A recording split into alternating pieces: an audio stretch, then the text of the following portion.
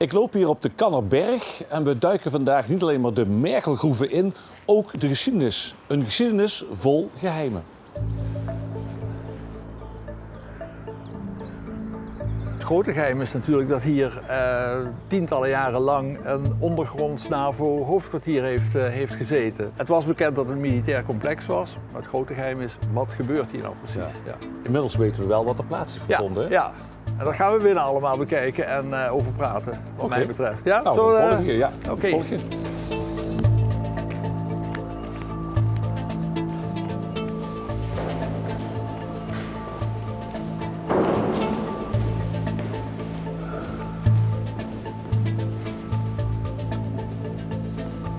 Kijk, dit is het plattegrond van het hele gangenstelsel. Dat is ongeveer 8 kilometer lang. En de NAVO heeft zich dus in de jaren 50 in dit gangenstelsel genesteld. En heeft daar een stratenpatroon in aangebracht. Dat kun je zien aan de hand van die kleuren. Hè. Dus je hebt hier Main Street. En vanaf Main Street heb je een aantal aftakkende straten. Van Alpha Street tot Gulf Street. En overal zaten ze in feite. En overal zaten ze. Ze hadden ongeveer 400 ruimtes hier in die mergelgroeven gebouwd. En ik zeg altijd, de NAVO heeft hier dozen gebouwd in die mergelgroef. Hè? Ja. 400 dozen om ze te gebruiken als kantoor, als toilet, als bar of wat dan ook. Maar in ieder geval 400 ruimtes die ze in gebruik hadden. Ja, over welke tijd hebben we het dan? Welke jaren is nou ja, het is hier begonnen, het NAVO-verhaal in 1954 en het hoofdkwartier is in 1992 gesloten. Dus dat is de tijd waar we het over hebben.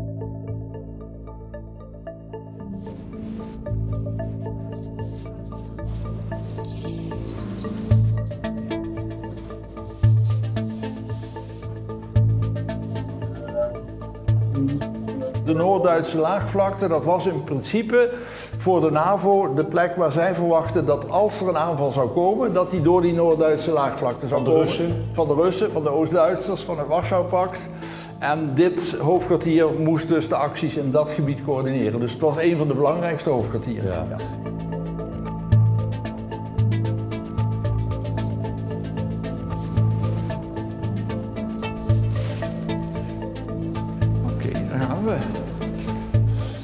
Verboden eigenlijk, hè? Ja, vroeger moesten ze hier door naar binnen, hè? Ja.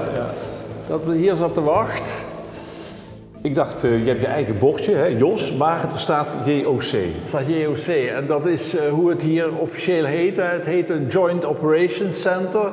En joint, dat verwijst naar de samenwerking tussen landmacht en luchtmacht. Ja. En je ziet hier de vlaggen van de deelnemende landen. Hè. Duitsland, Nederland. Ja, België, Nederland. Oh, België, sorry. De Britten, dit zijn de Duitsers en er waren Amerikanen. En dat waren dus eigenlijk de nationaliteiten die hier werkten. En de voertaal was Engels.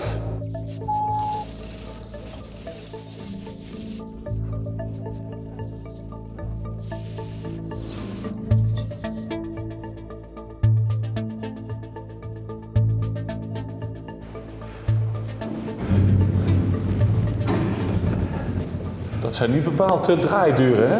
Nee, dat zijn stevige jongens, bedoeld voor de ABC-bescherming van dit hoofdkwartier. En dat betekent atoom, biologisch en chemisch. En je krijgt ook een mooie galm. Ja, dat is onze echoput hier. Hallo, NAVO.